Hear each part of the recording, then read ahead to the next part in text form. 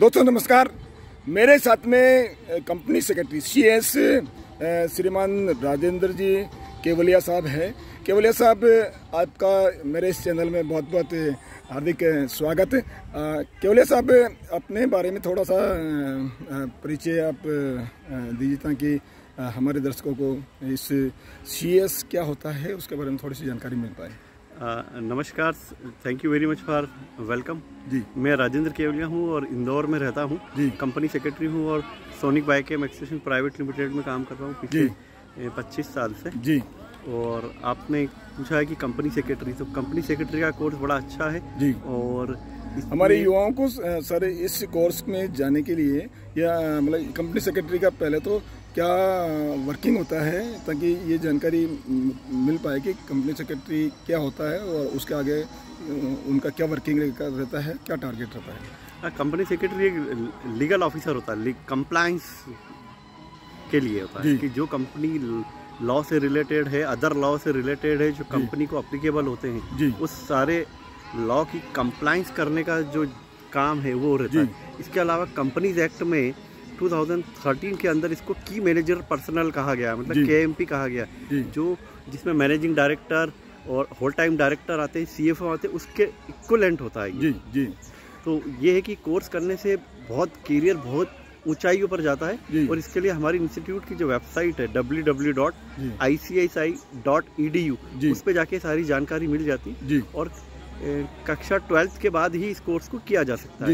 ये हिंदी और English medium में दोनों भाषाओं में उपलब्ध है परीक्षा का माध्यम, कि जिस माध्यम से हमें करना है, परीक्षा देनी है। और इसके लिए जो कोचिंग्स वगैरह हैं वो हर शहर में मिल जाती है। और इंस्टीट्यूट की तरफ से भी कुछ गाइडलाइंस रहती है कोचिंग की, उनकी यहाँ भी क्लासेस लगती है इंस्टीट्यूट की तरफ से, तो वो भी बंदा ज्वाइन कर सकता है उसके अंदर। यानी CS का कोर्स करने के बाद में किसी भी कंपनी के अंदर आप बहुत हाई लेवल के ऊपर आप जो हो रहते हो और डायरेक्ट आपका कंपनी के डायरेक्टर या MD के साथ में या प्रेसिडेंट के साथ में आपका जो है संपर्क रहता है। संपर्क क्या मतलब उसके इक्विवेलेंट ही, क्योंकि सारा काम जो कंपनी का या जो भी इंडस्ट्री है या जो बिजनेस है उनका लीगली कानूनी तौर पे पूरा देख पाते हैं। तो ये बहुत सम्मानजनक जो है एक पेशा है कंपनी सेक्रेटरी। कंपनी सेक्रेटरी का टेस्ट में जैसे क्या क्या होता है सर, और कितने साल का ये कोर्स होता है, इसके बारे में कोई जानकारी सर मिल पाए। इसके लिए कि एक चीज़ ओवर ऐड करूँगा, ये 2 तरीके से हम काम कर सकते हैं इसके अंदर। एक तो कंपनी में जॉब कर सकते हैं और दूसरा खुद का प्रैक्टिस कर सकते हैं, यानी खुद का ऑफिस खोल सकते हैं। सेल्फ एम्प्लॉयमेंट का भी इसमें है कि अगर मेरे को खुद का ऑफिस खोलना है तो मैं प्रैक्टिस के लिए जा सकता हूँ। और अगर सर्विस करनी तो एक private limited company, public limited और लिस्टेड कंपनी में भी इसका स्कोप होता है। तो दोनों स्कोप है कि आप कहीं एम्प्लॉय बन के अपना सर्विस भी दे सकते हो और आप सोचते हो कि मैं खुद जो है सेल्फ एम्प्लॉयमेंट करना चाहूँ, अपना मालिक स्वयं बनना चाहूँ, तो भी आप इस पैसे को अपना सकते हो। ये सर कितने साल का कोर्स होता है? इसमें करीब 3.5-4 साल लग जाते हैं, क्योंकि एग्ज़ाम पास करना, ट्रेनिंग करना, तो इतना इसमें रहता है। उसके अंदर इंस्टीट्यूट की जो वेबसाइट है हमारी, इंस्टीट्यूट ऑफ कंपनी सेक्रेटरीज की, उस पर सारी जानकारी मिल जाएगी कि किस टाइप से अभी एक कोर्स है, मतलब और कितने साल ट्रेनिंग का भी है, सारा जानकारी उसके अंदर दिया है। तो जिसको भी ये कोर्स करना है तो उसको एक बार लॉगिन करें, स्टूडेंट सेक्शन में जाए तो सारा जानकारी मिल जाता है कि इंस्टीट्यूट की तरफ से इसमें क्या क्या चीज़ें अवेलेबल हैं। जी केवल साहब, जैसे कोई ऑर्गेनाइजेशन होता है या कोई जैसे कंपनी होती है, तो कंपनी आई थिंक मेनली जैसे 2 तरह की कंपनियां हम जो है जान पाते हैं कि प्राइवेट लिमिटेड कंपनी और लिमिटेड कंपनी। तो दोनों के अंदर जो मेजर डिफरेंस क्या है sir? Sir private limited company जो है ये इसमें मिनिमम 2 मेंबर चाहिए, मेंबर यानी कि शेयर होल्डर चाहिए। जी। और इसमें 2 डायरेक्टर होते हैं और इसमें यह रहता है कि मिनिमम पैडअप कैपिटल जो होता है वो 1 लाख का होना चाहिए। और इसके जो शेयर्स है वो मार्केट में जारी नहीं कर सकता। Prohibition of shares to invite the public और restriction on the shares of transfer of shares के ऊपर इस पर रिस्ट्रिक्शन रहता है, मतलब। और जो इसमें मेंबर्स जिसको हम बोलते हैं कि मिनिमम 2 हैं, मैक्सिमम 200 से ज़्यादा नहीं हो सकते। और इसमें जो कंपनी के एम्प्लॉय होते हैं, अगर वो इसमें शेयर होल्डर बनते हैं तो उन्हें शेयर होल्डर की डेफिनेशन में काउंट नहीं किया जाता। ये लॉ में लिखा हुआ है। तो ये छोटे पैमाने पे भी काम चालू होता है। और जिस कंपनी के नाम के आगे प्राइवेट वर्ड लिखा है वो प्राइवेट कंपनी है। पब्लिक कंपनी का ये कि लॉ में ऐसा लिखा है कि जो प्राइवेट कंपनी नहीं है वो पब्लिक कंपनी। पहला तो ये डेफिनेशन है। दूसरा होता है उसके अंदर की प्राइवेट लिमिटेड कंपनी में जो है दो पार्टनर एज ए मतलब पार्टनर कह सकते हैं? नहीं, पार्टनर ही वो डायरेक्टर ही होंगे, पार्टनर नहीं कह सकते जी, ये डायरेक्टर होते हैं जी। और पब्लिक लिमिटेड कंपनी के लिए ये हो जाता है कि इसमें minimum paid up capital 5 lakh चाहिए और आप उसके लिए जा सकते हैं पब्लिक। सर ये आपने एक शब्द बोला पेड अप कैपिटल, इसका क्या? पेड अप कैपिटल का मतलब ये होता है कि मेरा 10 रुपए का शेयर है और कंपनी को मैंने 10 रुपए ही पूरे दे दिए, पेड अप कर दिए। मतलब कंपनी ने कहा कि भाई 10 रुपए का शेयर है, आपने उसके 10 रुपए पूरे दे दिए कंपनी को, तो पेड अप हो गया, मतलब चुकता हो गया, मतलब पूरा अपने पूरा पेमेंट दे दिया, तो वो इससे रिलेटेड होता है।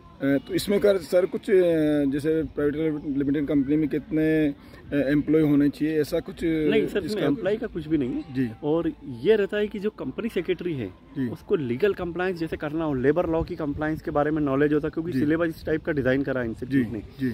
इसके अलावा उसको लिस्टेड कंपनी जो बड़ी बड़ी कंपनियां हैं, टाटा, बिरला और अंबानी की जो जितनी बड़ी कंपनियां, उनके जो लिस्टेड कंपनी जो स्टॉक एक्सचेंज में जो शेयर्स इशू होते हैं वो कैसे लिस्टेड कराए जाते हैं, उसकी सारी जो कंप्लायंस है उसके बाद की वो सारा कंपनी सेक्रेटरी को मालूम होता है। बहुत अच्छा करियर है और मेरे हिसाब से सबसे पहले अगर किसी को करना है तो ये कंपनी सेक्रेटरी का कोर्स किया जा सकता है। जी। अच्छा, लिमिटेड कंपनी में लिमिटेड कंपनी के बारे में थोड़ा सा डिस्क्रिप्शन दीजिए सर।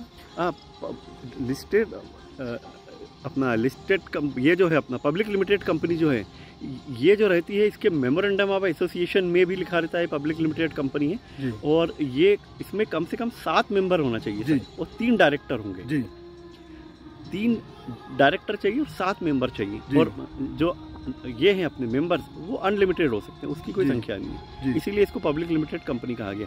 अब पब्लिक लिमिटेड कंपनी में भी 2 चीज़ें इंपॉर्टेंट हुई थी, एक डोमेस्टिक कंपनी, डोमेस्टिक मतलब अनलिस्टेड कंपनी जिसके शेयर स्टॉक एक्सचेंज पे लिस्टेड नहीं है और एक होती है स्टॉक एक्सचेंज पे लिस्टेड, जो आमतौर पे आपने सुना होगा कि आज इस कंपनी का भाव 10 रुपये शेयर बढ़ गया, घट गया, जैसे TCS है, रिलायंस है, इनके शेयर ऊपर नीचे। तो ये इन्होंने अपने शेयर्स पब्लिक में इशू करे हैं और पब्लिक में इशू करने के बाद इसको स्टॉक एक्सचेंज में लिस्टेड किया गया एक पर्टिकुलर प्रोसेस के द्वारा। तो वो सारा होता है इसके अंदर। केलवे साहब, आपको काफ़ी लंबा अनुभव है जैसे CS के तौर में और काफ़ी अनुभवी आप हैं, तो यदि कोई युवा अपना कोई स्टार्टअप करना चाहता है या अपना कोई नया कंपनी या अपना कोई नया रोजगार या स्वरोजगार करना चाहता है, तो किन किन बातों को उसको ध्यान में रखना चाहिए? वो प्राइवेट लिमिटेड कंपनी से भी स्टार्ट कर सकते हैं और दूसरा एक और नया कंसेप्ट आ गया वन मैन कंपनी का कि ऐसा होता है कि जैसे आप हैं, अगर आप चाहें कि मेरे को खुद की कंपनी बनानी है तो वन मैन कंपनी भी बन सकती हो। ऐसा हो सकता है कि जैसे आपका शुभ नाम सर? नरेंद्र सिंह। तो आप अगर बनाना चाहें कि Narendra Singh Rathore private limited one man company, मतलब आप अपनी उसी कंपनी के अंदर खुद ही डायरेक्टर है, खुद ही शेयर होल्डर है, तो वो भी आजकल एक नया कंसेप्ट आ गया वन मैन कंपनी वाला, तो वो भी अपन चालू कर सकते हैं। प्राइवेट लिमिटेड के बजाय ये कंसेप्ट पे भी आप काम किया जा सकता है। अच्छा, जैसे आपको इतना अनुभव हुआ तो कुछ कंपनियां जैसे स्टार्टअप होने के बाद में जैसे कुछ कंपनियां फेल भी हो जाती हैं। इंडिया के अंदर जो स्टार्टअप हैं वो पूरे वर्ल्ड के अंदर जो फेल होने में नंबर 1 पे है। स्टार्टअप स्टार्ट होने में जब पहला नंबर पर चाइना है और जब स्टार्टअप करता चाइना नंबर 1 पे है सर, और नंबर 2 पे इंडिया आता है। लेकिन 5 साल के अंदर अंदर काफ़ी जो इंडस्ट्रीज़ है या काफ़ी ऑर्गेनाइजेशन है वो फेल हो जाते हैं। इसमें वर्ल्ड में जो है ये नंबर 1 पे है, तो इसके क्या मेजर जो है कारण हो सकते हैं सर? सर एक तो ये होता है कि लीगल कंप्लायंस नहीं कर सकते हैं और दूसरा ये होता है कि अगर कंपनी बना ली है तो वो सही नियत से काम नहीं करते। डाइवर्सिफिकेशन ऑफ फंड होता है कि मैंने इस कंपनी के अंदर पैसा लगाया, बैंक से लोन लिया और दूसरी कंपनी बिना लोन के खड़ी कर दी और इस कंपनी को वाइंड अप की तरफ लगाया, मतलब बिल्कुल ही ध्यान नहीं देना और बैंक का पैसा डुबा देना। इस टाइप से भी लोग करते हैं, मतलब तो वो इसके कारण से होता है मेजर है। और कई बार होता है कि हमें अनुभव की कमी होती है, ध्यान ही नहीं, हमने बहुत बड़े बड़े काम कर लिए, हम उसको संभाल नहीं पा रहे हैं, इसके कारण से भी होता है। और कई बार फ्रॉड के नियत से भी लोग काम करते हैं बड़ी कंपनी कि हमको कंपनी खोल ली और पैसा कमा के हम बाहर निकल जाएंगे, तो इसलिए भी स्टार्टअप फेल होते हैं। काफ़ी स्टार्टअप फेल इसलिए हो जाते हैं कि उनको ट्रेनिंग की कमी होती है और ट्रेनिंग की कमी होने के कारण से वो सिस्टम डेवलप नहीं कर पाते हैं और डिसिप्लिन टाइप से वर्क नहीं कर पाते हैं, मैनेजमेंट प्रॉपर्ली हो नहीं पाता है। और इन सब बातों के कारण से अकाउंट्स है, सेल्स है, मार्केटिंग है, प्रोडक्शन है, ये सभी बातें जब आपकी प्रॉपर ट्रेनिंग नहीं होगी तो केवल इन्वेस्टमेंट कर दे, कहीं से लोन लेके आपने पैसा डाल दिया और आप यदि इसके लिए प्रमोटर्स जो हैं जी वो कंपनी सेक्रेटरी से सलाह करें कंपनी बनाने से पहले उन्हें क्या क्या करना चाहिए जी।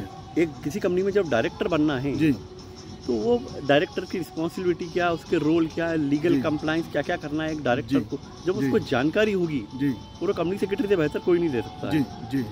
तो ये है कि उनको एक कंपनी सेक्रेटरी से मिलना चाहिए जो प्रैक्टिस में है या सर्विस में है, उनसे संपर्क करें। अगर सर्विस में है तो जो जिस कंपनी में जो अपॉइंट हो रहा है वो अपने कंपनी सेक्रेटरी को बात करें कि मेरे को इस कंपनी में मेरी क्या क्या रिस्पॉन्सिबिलिटी है, क्या मेरा रोल है, क्या मेरी लीगल रिस्पॉन्सिबिलिटी, क्या मेरी जनरल रिस्पॉन्सिबिलिटी, इसके बारे में जानकारी कंपनी सेक्रेटरी से ली जाएगी तो डेफिनेटली उनको फ़ायदा मिलेगा और उनको मालूम पड़ेगा कि मुझे क्या करना चाहिए।